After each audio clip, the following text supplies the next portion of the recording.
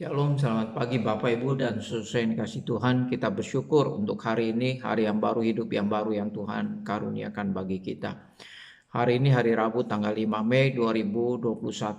Untuk memasuki hari ini saya ingin mengajak kita kembali bersama-sama membaca dan merenungkan satu bagian firman Tuhan yang diambil dari Injil Matius pasal yang ke-19, ayat yang pertama sampai ayat yang ke-12. Perikop firman Tuhan ini berbicara tentang perceraian.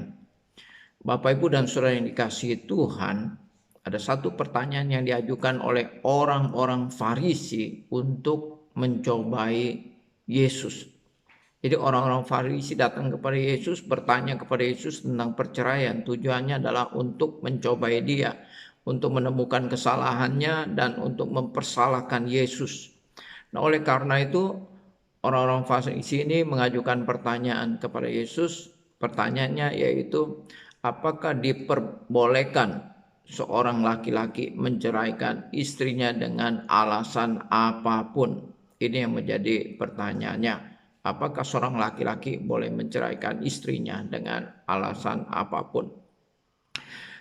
Bapak Ibu dan Saudara yang kasih Tuhan, kenapa orang-orang Farisi ini mengajukan pertanyaan yang demikian?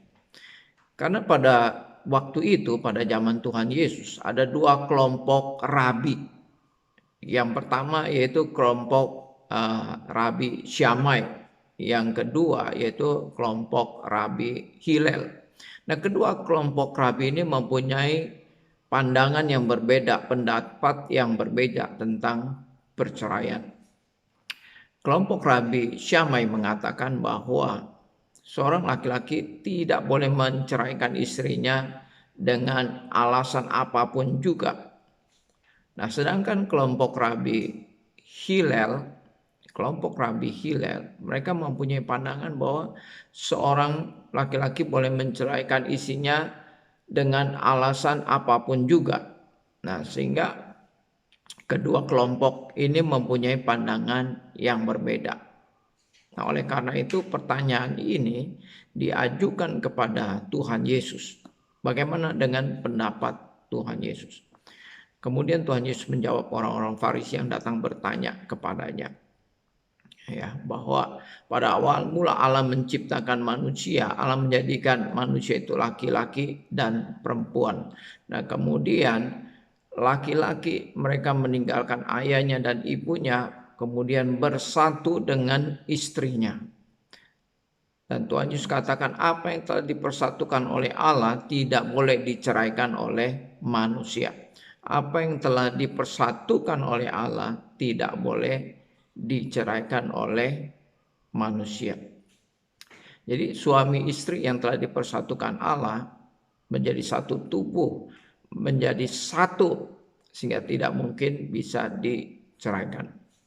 Nah, oleh karena itu Bapak Ibu dan Saudara yang dikasihi Tuhan, jawaban daripada Tuhan Yesus adalah bahwa tidak boleh seorang laki-laki menceraikan istrinya dengan alasan apapun juga.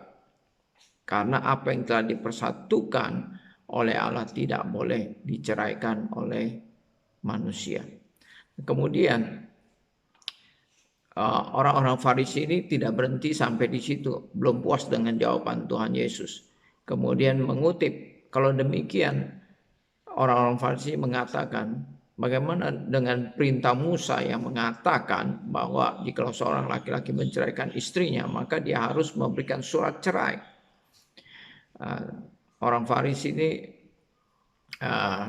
ingin supaya Yesus itu mempersalahkan Musa yang memerintahkan untuk memberikan surat cerai. Tapi Tuhan Yesus menjawab, Musa memerintahkan demikian, berkata demikian, itu adalah karena ketegaran hati kamu, karena kekerasan hati kamulah, maka Musa memerintahkan untuk memberikan surat cerai. Tapi sejak awalnya tidaklah demikian.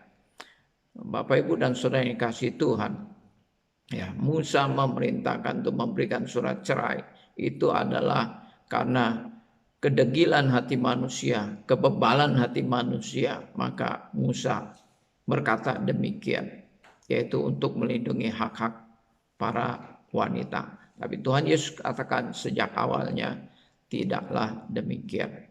Kemudian Bapak Ibu dan Saudara yang kasih Tuhan, Tuhan Yesus memberikan satu-satunya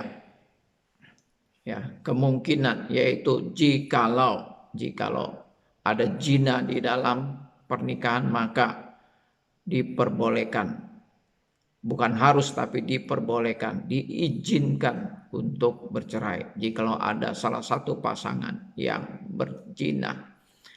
Alasan yang lain tidak boleh. Tidak ada suatu alasan pun yang memperbolehkan seseorang untuk menceraikan istrinya. Nah, ini ajaran Tuhan Yesus tentang perceraian tegas sekali, karena lembaga pernikahan itu adalah lembaga yang dibentuk oleh Allah. Lembaga yang pertama dibentuk oleh Allah adalah lembaga pernikahan.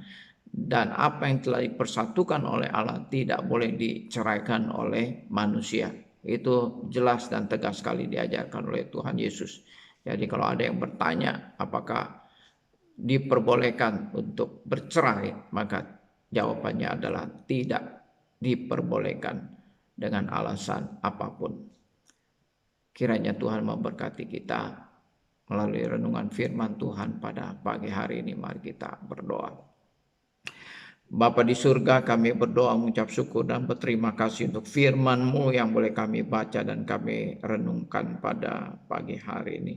Biar firman Tuhan ini boleh menjadi bagian di dalam seluruh kehidupan kami, khususnya di dalam kehidupan pernikahan setiap keluarga Kristen.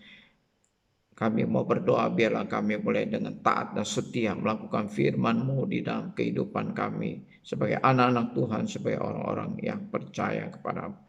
Terima kasih ya Bapa, terpujilah nama-Mu. Di dalam nama Tuhan Yesus, penebus dan juru selamat kami yang hidup, kami menyerahkan hidup kami sepanjang hari ini ke dalam tangan kuasa-Mu. Haleluya. Amin. Bapak, Ibu, dan Saudara yang kasih Tuhan, hari ini hari Rabu, nanti malam ada persekutuan doa.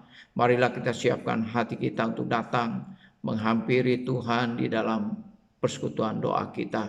Kita menaikkan segala permohonan kita, menyatakan kebersandaran kita kepada Tuhan di dalam doa. Selamat beraktivitas, Tuhan memberkati kita semua. Amin.